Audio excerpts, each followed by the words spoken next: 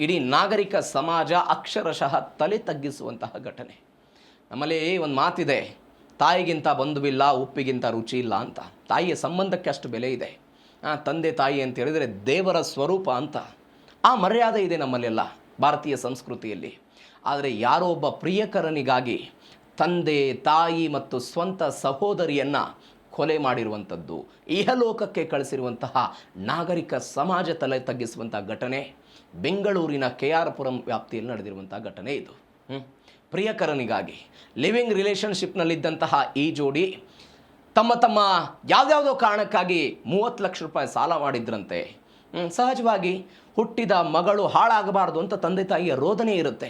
ನನ್ನ ಹೊಟ್ಟೆಯಲ್ಲಿ ಹುಟ್ಟಿದಂಥ ಮಗಳ ಜೀವನ ಯಾವುದೇ ಕಾರಣಕ್ಕೂ ಹಾಳಾಗಬಾರ್ದು ಅಂತ. ಆದರೆ ಆ ತಾಯಿ ಅಥವಾ ತಂದೆ ಮತ್ತು ಸಹೋದರಿ ಯಾರ ಒಳತಿಗಾಗಿ ಇವೆಲ್ಲವನ್ನು ಬಯಸಿದ್ರೋ, ಇದೀಗ ಅದೇ ಮಗಳು ತಂದೆ ತಾಯಿ ಮತ್ತು ಸಹೋದರಿಯನ್ನು ಇನ್ನಿಲ್ಲದಂತೆ ಮಾಡಿರುವಂತಹ ಒಂದು ಘಟನೆ ಇದು. ಅಕ್ಷಮ್ಯ ಅಪರಾಧ ರೀ ಇದು. ಯಾರು ಕ್ಷಮಿಸ್ತಾರೆ ಇಂತಹ ಘಟನೆಯನ್ನು? ತಂದೆ ತಾಯಿಯನ್ನು ಕೊಲೆ ಮಾಡೋದು ಅಂತ ಹೇಳಿದರೆ ಯಾವುದೋ ಕಾರಣಕ್ಕಾಗಿ ಹೊತ್ತು ಸಾಕಿ ಸಲಹಿ ಇಲ್ಲಿ ತನಕ ತಂದಿರ್ತಾರೆ. 20, 26, 27 ವರ್ಷಗಳ ಕಾಲ ಸಾಕಿರ್ತಾರೆ. ಇವತ್ತು ಯಾರೋ ಒಬ್ಬ ವ್ಯಕ್ತಿ ಬಂದು ನಿನ್ನನ್ನು ಚೆನ್ನಾಗಿ ನೋಡ್ಕೊಳ್ತೀನಿ, ನಿನ್ನನ್ನು ನಾನು ಹೆಂಗೋ ನೋಡ್ಕೊಳ್ತೀನಿ ಅಂತ ಭರವಸೆ ಕೊಟ್ಟ ಕಾರಣಕ್ಕಾಗಿ ಆತನ ಜೊತೆಗೆ ಹೋಗಿ ನಿಮ್ಮ ಇಷ್ಟದವರ ಜೊತೆಗೆ ಬದುಕುವುದು ಕಾನೂನಾತ್ಮಕವಾಗಿ ಮಾನ್ಯ ಇದೆ, ಬದುಕಬಹುದು. ಆದರೆ ಆ ವ್ಯಕ್ತಿಯ ಕಾರಣಕ್ಕಾಗಿ ತಂದೆ ತಾಯಿಯನ್ನು ಸಾಯಿಸೋದು, ತಂದೆ ತಾಯಿಯನ್ನು ಇನ್ನಿಲ್ಲದಂತೆ ಮಾಡೋದು ಅಕ್ಷಮ್ಯ ಅಪರಾಧ ಅಲ್ಲ? ಇದೇ ಆರೋಪಿ ಶ್ವೇತಾ ಅಂತ. ನೋಡೋದಕ್ಕೆ ಎಷ್ಟು ಸುಂದರವಾಗಿರುವಂಥ ಯುವತಿ, ಒಳಗಿರುವಂಥ ಕಲ್ಮಶ ಮನಸ್ಸು ನೋಡಿ. ಕೆನೆತ್ ಅಂತ ಈ ಆರೋಪಿ ಈತ. ಇಬ್ಬರು ರಿಲೇಷನ್ಶಿಪ್ನಲ್ಲಿ ಇದ್ರಂತೆ, ಇವರು ಲಿವಿಂಗ್ ಟುಗೆದರ್, ಜೊತೆಯಲ್ಲಿದ್ದಂತಹ ಜೋಡಿ ಇದು. ಜೊತೆಯಲ್ಲಿದ್ದುಕೊಂಡೇ ಜೊತೆಗೆ ಒಡ ಹುಟ್ಟಿದ ಸಹೋದರಿಯನ್ನು ಕೂಡ ಇನ್ನಿಲ್ಲದಂತೆ ಮಾಡಿದ್ರು ಇವರು. ಏನು ಸಮಾಜ ಏನು ಮಾಡುತ್ತೆ? ಇದೇ ಜೀ ಕನ್ನಡ ನ್ಯೂಸ್ DNA 4ನೇ ಸುದ್ದಿ. ಏನಾಯಿತು, ಯಾಕಾಯಿತು, ಡೀಟೇಲ್ಸ್ ನೋಡ್ತಾ ಹೋಗೋಣ. ಪ್ರಿಯಕರನಿಗಾಗಿ ಹೆತ್ತವರನ್ನೇ ಬಲಿಪಡೆದಂತಹ ರಾಕ್ಷಸಿ ಇವಳು.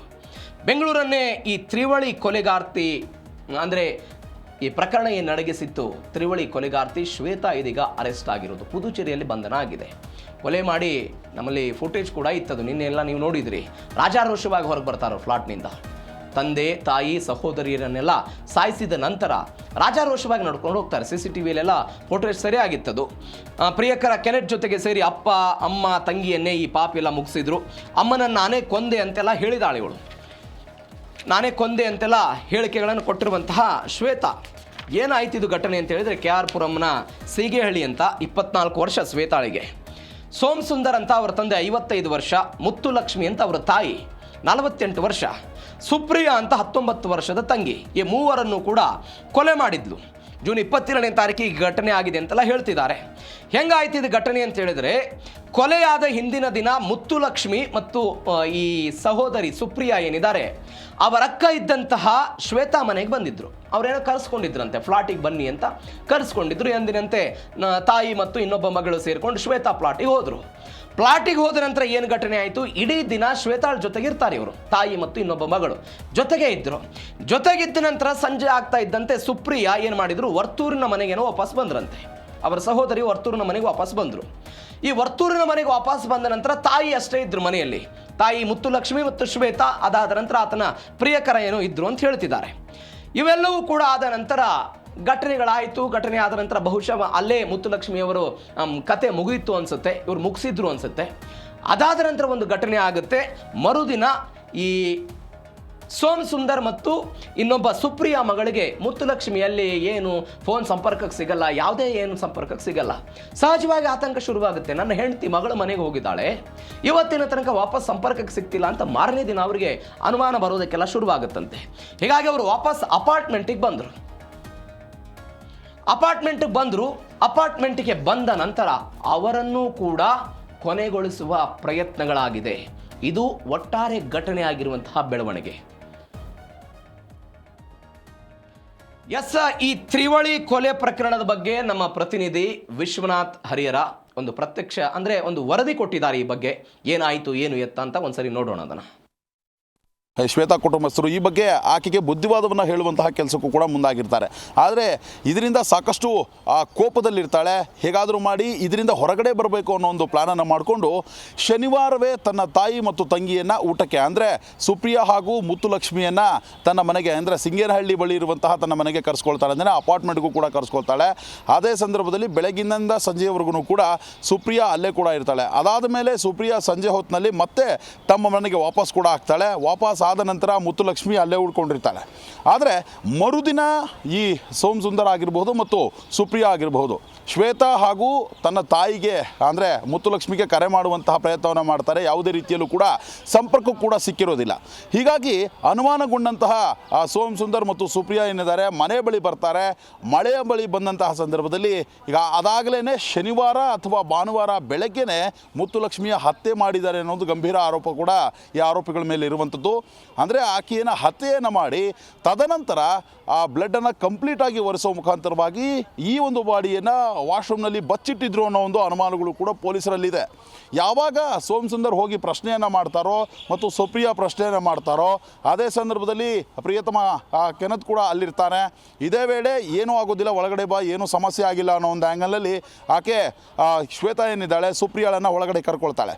ಒಳಗಡೆ ಕರ್ಕೊಂಡು ಆಕೆಯನ್ನು ಗಟ್ಟಿಯಾಗಿ ಹಿಡ್ಕೊಳ್ತಾಳೆ. ಅದೇ ಸಂದರ್ಭದಲ್ಲಿ ತನ್ನ ಬಳಿ ಇದ್ದಂತಹ ಚಾಕುವಿನಿಂದ ಕೂಡ ಸ್ಟ್ಯಾಬ್ ಮಾಡ್ತಾಳೆ. ಸ್ಟ್ಯಾಬ್ ಮಾಡಿದಂತಹ ಸಂದರ್ಭದಲ್ಲಿ ಸೋಮಸುಂದರ್ ಕೂಡ ಆಕೆಯನ್ನು ಅಂದರೆ ಈ ಒಂದು ಕೃತ್ಯದಿಂದ ತಪ್ಪಿಸೋದಕ್ಕೂ ಕೂಡ ಮುಂದಾಗ್ತಾರೆ. ಅದೇ ಸಂದರ್ಭದಲ್ಲಿ ಅಲ್ಲೇ ಇದ್ದಂತಹ ಈ ಕೆನತ್ ಆಗಿರ್ಬೋದು ಮತ್ತು ಶ್ವೇತಾ ಆಗಿರ್ಬೋದು ಆ ಸೋಮಸುಂದರ್ಗೂ ಕೂಡ ಚಾಕುವಿನಿಂದ ಇರಿದಿರುವಂಥದ್ದು. ಆತ ತೀವ್ರ ರಕ್ತಸ್ರಾವ ಆಗಿ ಸೆಕ್ಯೂರಿಟಿ ಗಾರ್ಡ್ ಬಳಿ ಬರ್ತಾನೆ.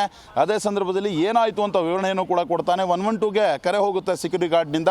112 ಸಿಬ್ಬಂದಿ ಬಂದು ಆಸ್ಪತ್ರೆಗೆ ಆತನನ್ನು ಸೇರಿಸುವಂತಹ ಒಂದು ಸನ್ನಿವೇಶವೂ ಕೂಡ ನಡೆಯುತ್ತೆ. ಆದರೆ ಆಸ್ಪತ್ರೆಯಲ್ಲಿ ತೀವ್ರ ರಕ್ತಸ್ರಾವದಿಂದ ಆತ ಮೃತಪಟ್ಟಿರುವಂಥದ್ದು.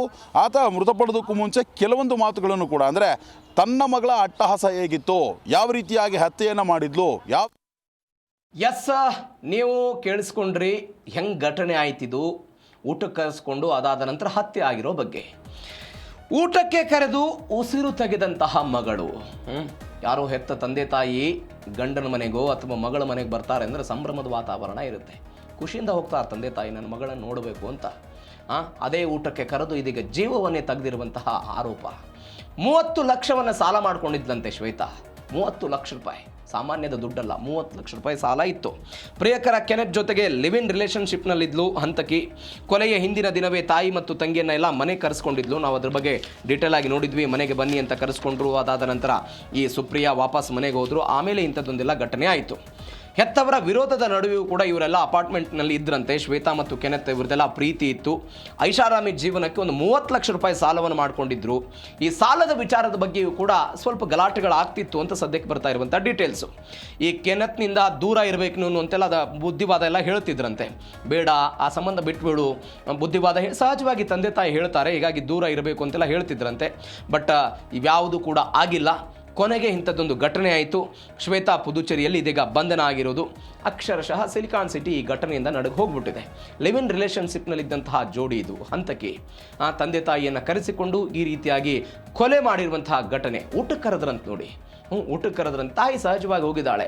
ಆ ಸಮಯದಲ್ಲಿ ಏನೋ ಗಲಾಟೆಗಳಾಗಿದೆ. 30 ಲಕ್ಷ ರೂಪಾಯಿ ಹಣದ ಬಗ್ಗೆ ಏನೋ ಕ್ಲಾರಿಟಿ ಇಲ್ಲ ಈ ವಿಚಾರದ ಬಗ್ಗೆ. 12 ಲಕ್ಷ ರೂಪಾಯಿ ತಾಯಿ ಕೊಟ್ಟಿದ್ರು ಅಂತ ಸದ್ಯಕ್ಕೆ ಹೇಳಲಾಗ್ತಾ ಇದೆ. ಅಂದರೆ ಒಡವೆಗಳನ್ನು ಮಾರಿ ಬೇರೆ ಬೇರೆ ಕಡೆಯಿಂದ ಏನೋ 12 ಲಕ್ಷ ರೂಪಾಯಿ ವಾಪಸ್ ಕೊಟ್ಟಿದ್ರು ಅದನ್ನು ಸಾಲವನ್ನು ತೀರಿಸೋದಕ್ಕೆ ಅಂತ. ಯಾವುದಕ್ಕಾಗಿ 30 ಲಕ್ಷ ಅಂತ ಹೇಳಿದ್ರೆ ಈ ಕೆನತ್ ಎನ್ನುವಂಥ ಒಬ್ಬ ವ್ಯಕ್ತಿ ಇದಾನಲ್ಲ, ಆ ಪ್ರಿಯಕರ, ಆತನ ಐಷಾರಾಮಿ ಜೀವನಕ್ಕಾಗಿ 30 ಲಕ್ಷ ರೂಪಾಯಿ ಸಾಲ ಆಗಿತ್ತು ಅಂತ ಹೇಳಲಾಗ್ತಾ ಇದೆ.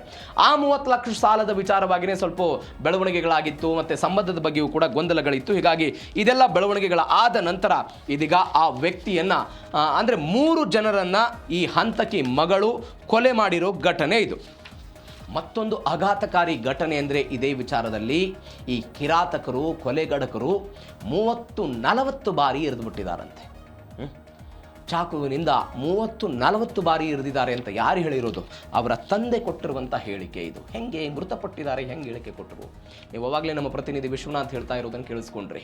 ಯಾವಾಗ ಆ ತಂದೆಯ ಮೇಲೆ ದಾಳಿ ಆಗುತ್ತೋ ಆ ದಾಳಿಯಿಂದ ತಪ್ಪಿಸಿಕೊಳ್ಳೋದಕ್ಕೆ ಅಥವಾ ರಕ್ತಸ್ರಾವದ ಮುಖಾಂತರ ಸೆಕ್ಯೂರಿಟಿ ಗಾರ್ಡ್ ಕಡೆ ಬರ್ತಾನೆ ಆ ವ್ಯಕ್ತಿ. ತಪ್ಪಿಸ್ಕೊಳ್ಬೇಕು ಅಂತ, ಜೀವ ಉಳಿಸ್ಕೊಳ್ಳೋದು. ಆವಾಗ ಎಲ್ಲವನ್ನೂ ಕೂಡ ಈ ವ್ಯಕ್ತಿ ಹೇಳ್ಬಿಟ್ಟಿದ್ದಾನೆ, ಏನೇನಾಗಿತ್ತು ಏನು ಎತ್ತ ಅಂತ. 30-40 ಬಾರಿ ಈ ರೀತಾಗಿದೆ, ಒಂದಲ್ಲ ಎರಡಲ್ಲ.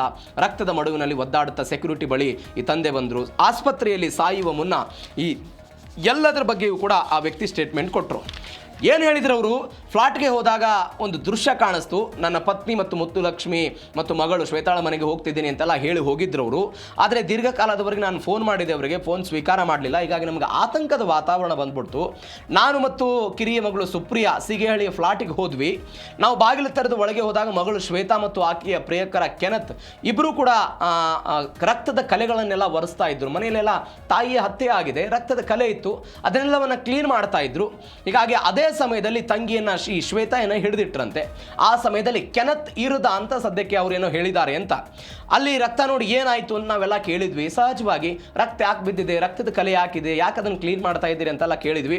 ತಕ್ಷಣ ಹಿಂದಿನಿಂದ ಬಂದಂತಹ ಶ್ವೇತಾ ತನ್ನ ತಂಗಿ ಸುಪ್ರಿಯಾಳನ್ನ ತಪ್ಪಿಸಿಕೊಳ್ಳದಂತೆ ಗಟ್ಟಿಯಾಗೇನೋ ತಪ್ಕೊಂಡ್ಬಿಟ್ಲಂತೆ, ಗಟ್ಟಿಯಾಗಿ ಹಿಡಿದುಕೊಳ್ಳೋ ಪ್ರಯತ್ನವನ್ನು ಮಾಡಿದ್ಲಂತೆ. ಅದಾದ ನಂತರ ಏನಾಗಿಲ್ಲ, ಸುಮ್ಮನೆ ಒಳಗೆ ಬನ್ನಿ. ಇವ್ರು ಕೇಳ್ತಾರೆ ಏನಾಯ್ತು ಏನು ಅಂತ ಕೇಳ್ತಾರೆ. ಏನಾಗಿಲ್ಲ, ಧಾರಾವಾಳವಾಗಿ ನೀವೆಲ್ಲ ಒಳಗೆ ಬನ್ನಿ ಅಂತೆಲ್ಲ ಕೂಗಿದ್ಲಂತೆ. ನಾನು ಸುಪ್ರಿಯಾಳನ್ನು ಆಕೆಯ ಕಾವಲಿನಿಂದ ಬಿಡಿಸೋದಕ್ಕೆಲ್ಲ ನಾನು ಮುಂದಾದೆ. ಈ ವೇಳೆ ಕೆನೆತ್ ನನ್ನ ಮೇಲೆ ಚಾಕುವಿನಿಂದ ತೀವ್ರವಾಗಿ ದಾಳಿ ಮಾಡಿದ ಅಂತ ಈ ವ್ಯಕ್ತಿ ಕೊಟ್ಟಿರುವಂಥ ಹೇಳಿಕೆ. ಅದಾದ ನಂತರ ನನಗೆ ವಿಪರೀತವಾಗಿ ರಕ್ತಸ್ರಾವ ಆಗ್ತಾ ಇತ್ತು, ರಕ್ತ ಸಿಗ್ತಾ ಆಗ್ಬಿಟ್ಟಿದೆ. ಓಡೋಡಾಗಿ ನಾನೆಲ್ಲ ಬಂದೆ. ಅದಾದ ನಂತರ ಆಸ್ಪತ್ರೆಗೆ ಹೋಯಿತು. ಇದಾದ ನಂತರ ತಂದೆ ಸೋಮ್ ಸುಂದರ್ ಜೀವ ಉಳಿಸ್ಕೊಳ್ಳೋದಕ್ಕೆ ಕೆಳಗಡೆ ಹೋಗಿ ಈ ಘಟನೆ ಇದೊಂದು ಅತ್ಯುತ್ತಮ ಸಾಕ್ಷಿಯಾಗಿ ಪರಿಗಣನೆ ಆಗುತ್ತೆ. ಅಂದರೆ ಸಾಯುವ ಮುಂಚೆ ಹತ್ಯೆಗೀಡಾಗಿರುವಂಥ, ಕೊಲೆ ಆಗಿರುವಂಥ ಒಬ್ಬ ವ್ಯಕ್ತಿ ತಾನು ತನ್ನ ಮಗಳ ಈ ಕ್ರೌರ್ಯವನ್ನು ವಿವರಿಸಿದ್ದಾರಲ್ಲ, ಹೆಂಗಾಯಿತು, ಏನು ಬೆಳವಣಿಗೆಗಳಾಗಿತ್ತು ಅನ್ನೋದು ಇದು ಅತ್ಯುತ್ತಮವಾದ ಸಾಕ್ಷಿಯಾಗುತ್ತೆ ಶ್ವೇತಾಳ ವಿರುದ್ಧ. ಇದೇ ಆರೋಪಿ ಇದೀಗ ಈ ಘಟನೆಯಲ್ಲಿ ಸಿಕ್ಕಾಕೊಂಡಿರೋದು, ತಂದೆ ತಾಯಿ ಮತ್ತು ಸಹೋದರಿಯನ್ನ ಹತ್ಯೆ ಮಾಡಿರೋ ಘಟನೆ ಇದು. ಮತ್ತೊಂದು ಬೆಳವಣಿಗೆ ಏನು ಅಂತ ಹೇಳಿದರೆ, ಹಂತಕಿಯ ಡೈರಿಯಲ್ಲಿ ಈ ಸಾವು ನೋವಿನ ರಹಸ್ಯ ಇತ್ತು. ಒಂದು ಡೈರಿ ಸಿಕ್ಕಿದೆ. ಆ ಡೈರಿಯಲ್ಲಿ ಕೆಲವೊಂದಿಷ್ಟು ಬರಹಗಳಿತ್ತು, ಪದಗಳನ್ನು ಬಳಕೆ ಮಾಡಿದ್ರು. ಘಟನಾ ಸ್ಥಳದಲ್ಲಿ ಒಂದು ಪೊಲೀಸರಿಗೆ ಶ್ವೇತಾ ಬರೆದಂಥ ಡೈರಿ ಇದೆ. I am sad, I am lonely, I am superior ಎನ್ನುವಂತಹ ಒಂದು ಡೈರಿ ಬರಹ ಇತ್ತಂತೆ. ಅಂದರೆ ಈ ಎಲ್ಲ ಬರಹಗಳನ್ನು ನೋಡಿದರೆ, ಅಂದರೆ ಐ ಆಮ್ ಸ್ಯಾಡ್, ದುಃಖದಲ್ಲಿ ಇದ್ದೀನಿ ನಾನು, ಒಬ್ಬಂಟಿ ಆಗಿಬಿಟ್ಟಿದ್ದೀನಿ, ಎಲ್ಲರಿಗಿಂತ ನಾನೇ ಶ್ರೇಷ್ಠ, ಈ ಎಲ್ಲ ಬರಹಗಳಿತ್ತಂತೆ. ಅಂದರೆ ಇವರು ಖಿನ್ನತೆಯಿಂದ ಬಳಲ್ತಾ ಇದ್ರ, 30 ಲಕ್ಷ ರೂಪಾಯಿ ಸಾಲದ ವಿಚಾರವಾಗಿ ಏನೋ ದೊಡ್ಡ ಮಟ್ಟದಲ್ಲಿ ಮಾನಸಿಕವಾಗಿ ಏನಾದರೂ ಕುಗ್ಗು ಹೋಗ್ಬಿಟ್ಟಿದ್ರ, ಏನಾಗ್ತಾ ಇತ್ತು, ಒಂಟಿತನ ಏನಾದರೂ ಕಾಡ್ತಾ ಇತ್ತಾ. ಮತ್ತೊಂದು ಕಡೆ ಈ ನಾನು ಸುಪೀರಿಯರ್ ಅನ್ನುವಂತಹ ಪದ ಇದೆಯಲ್ಲ, ಎಲ್ಲರಕ್ಕಿಂತಲೂ ಕೂಡ ನಾನು ಶ್ರೇಷ್ಠ, ಮೇಲೆರಿಮೆ ಎನ್ನುವಂಥ ಒಂದು ಅಹಂಕಾರದ ಮಾತುಗಳ ಆ ಡೈರಿಯಲ್ಲಿ ಸಿಕ್ಕಿದೆ. ಇದೆಲ್ಲವೂ ಕೂಡ ಈ ಘಟನೆಗೆ ಒಂದು ಪುಷ್ಟಿ ಸಿಗ್ತಾ ಇದೆ. ಇದು ಡೈರಿಯಲ್ಲಿ ಸಿಕ್ಕಿರುವಂತಹ ಬರವಣೆಗಳು. ಹೀಗಾಗಿ ಏನಾಗುತ್ತೆ ಈ ಪ್ರಕರಣ ನೋಡೋಣ.